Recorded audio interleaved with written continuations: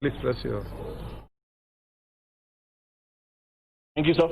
Thank you. প্রথমে ধন্যবাদ জানাতে চাই ঘাটাল লোকসভা কেন্দ্রের প্রত্যেকটা মানুষকে যারা আমাকে ভোট দিয়েছেন এবং যারা দেননি কিন্তু তাদের মনে প্রাণে ভালোবাসা ছিল আমার জন্য। ধন্যবাদ জানাতে চাই আমাদের অনারেবল সিএমকে যে আমাকে সেকেন্ড বার চান্সটা দিয়েছে। So thanks to you, sir, for giving me the opportunity for speaking on behalf of youth and for the youth, as it is truly the need of the hour. The youth of India today falls within the age group of 15 to 29, which is 40% of India's total population. Ministry of Youth Affairs and Sport identifies this group as the most dynamic and vibrant segment of India's population. Yes, the youth is the president of India and the largest stakeholder and shaper of India's future. Unfortunately, sir, the youth is not being provided with the right facilities or environment to thrive, to perform to the best of their abilities. There are multiple problems, sir. The biggest problem of today's youth is unemployment. अगर हम NSSO data की बात सुने, India's unemployment rate is 6.1%, which is highest in last 45 years. तो मैं कुछ points लेके बात करना चाहता हूँ। मेरा फर्स्ट पॉइंट होगा एम्प्लॉयमेंट को लेके। So we are living in times in which multiple PhD holders are applying for far much more lesser jobs, which do not justify their investment or achievements. So I am not drawing any hierarchy among jobs, but to collectively reflect on the lack of choices our youth enjoys in current times. Educated young people are applying for government jobs, which they are grossly overqualified for. The government takes every opportunity to reiterate its projects for increasing entrepreneurship with schemes like Stand Up India and ease of doing business. The question to ask here is, these schemes are benefiting whom? Certainly not the youth of India today. The next point, sir, low budgetary allocations to schemes related to youth affairs. It is the job of the Department of Youth Affairs to help development the creative energies and the personality of youth and involving them in various nation-building activities. However, the department isn't well equipped with neither budgetary allocations nor human resources to fulfill its mandate. Together, 62% of the ministry allocation have gone to Khelo India, Sports Authority of India and National Sports Federation, and hardly anything is left for youth. The next one, which is poor performance of schemes with higher allocations like Khelo India. Even the schemes with higher allocations like the government flagship Khelo India program have failed to attract young sporting talent. Under the scheme, the government had planned to identify and train athletes and provide them annual financial assistance. However, out of 1,518 under 17 athletes selected by a high-powered committee, only 625, that is less than the half, have joined the government training programs.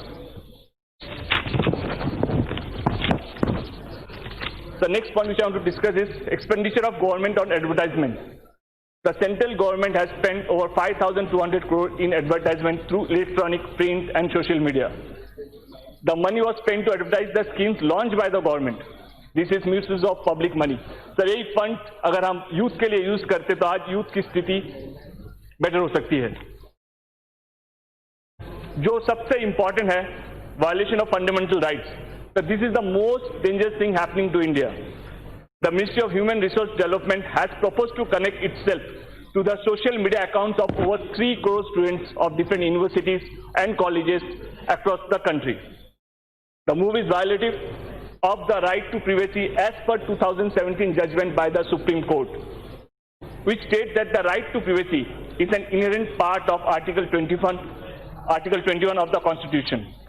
The government can use the data accessed from social media posts of students and profile them based on their political and ideological beliefs.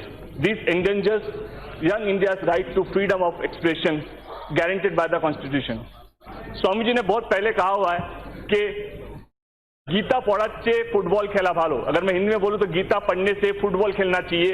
ये स्वामी जी ने बहुत पहले कहा हुआ है. आज भी east Bengal और मोहन बागान जैसे टीम अपनी जगह ढूंढ रहे हैं आई लीग के अंदर। हिमा दास जैसे एथलीट जो देश का नाम आगे ले जा चुकी है, वैसे एक हिमा दास नहीं, हमारे को हजारों हिमा दास चाहिए। प्रॉपर ट्रेनिंग, प्रॉपर मेंटेनेंस और प्रॉपर सिक्योरिटी, प्रॉपर कैरियर जो हमें आज के यूथ को जो स्पोर्ट्स में देखना, अपना फ्यूचर देखना चाहते हैं, उनके लिए देना चाहिए। क्योंकि एक स्पोर्ट्स पर्सनैलिटी का कैरियर बहुत ज्यादा हो तो 3 से 4 साल होता है। आज के तारीख में यूथ जब कभी स्पोर्ट्स में जाते हैं तो they think that their career is not been secure, because after 3-4 years they don't know what they going to do, where they going to land up, if they are injured, so what they going to do, what happened to them। तो मुझे लगता है कि हमारे sports minister को इस मामले में ज्यादा ध्यान देना चाहिए कि यंग इंडिया को मेंटली प्रमोट करना पड़ेगा। When you are talking about India, I would like to draw the attention what is happening in West Bengal government। Yeah, please conclude. There are few things which I'd like to mention done by the West Bengal government। Bengal leads in skill development। Utkarsh Bangla scheme has been awarded United Nations WSIS prize in capacity building and Scope Skill Development Award in the gold category। I'll talk about employment in West Bengal। University schemes provide financial and job-related assistance to unemployed youth। 2 lakh beneficiaries registered so far। 16 IT parks, Bengal, Silicon Valley have provided 1.5 lakh jobs। TCS generated 40,000 jobs, Cognate 20,000, IBM 15,000, and Wipro 10,000। Bengal reduced unemployment by 40% by providing 1 crore jobs। So Gatidhara scheme is a scheme जहाँ पे 1 लाख रुपए का commercial value by आस्ती तो का जो आस्ती। I'll take 2 minutes, sir। I think 1 lakh to buy commercial vehicle। Under 17 FIFA World Cup, sir, अभी Under 17 FIFA World Cup, we all know what happened in West Bengal। State of the art Vivekananda युवा भारती क्रीड़ांगन बनाया गया हुआ। Not only quarter final, semi final, including final, along with 11 other football matches have been played in that ground। The Khilasi scheme where 2 lakh being given to clubs, organizations just to promote sports। Thank you, sir। Being a young MP, I would request the government, I request the sports minister to encourage our young India youth to come and take participate for the betterment of the India। Aye. Thank you, Speaker sir, for giving me the opportunity. Before entering to the discussion, I support all the creative suggestions made by honorable members in the Saga Subs for the upliftment of the youth. The discussion upon youth affairs, how we can escape without discuss the problem of unemployment. So I am going to draw your attention regarding the unemployment problems facing the youth. It is an appalling that the discussion on youth affairs and sports today is being done against the backdrop of the unemployment rate that hit at 46-year high in the history of independent India. Beyond the cacophonic rhetoric of startup missions, Mudra loans, fellowships, skill development, we need to have an insight into the real problems faced by the youth in our country and take corrective measures to resolve the issues.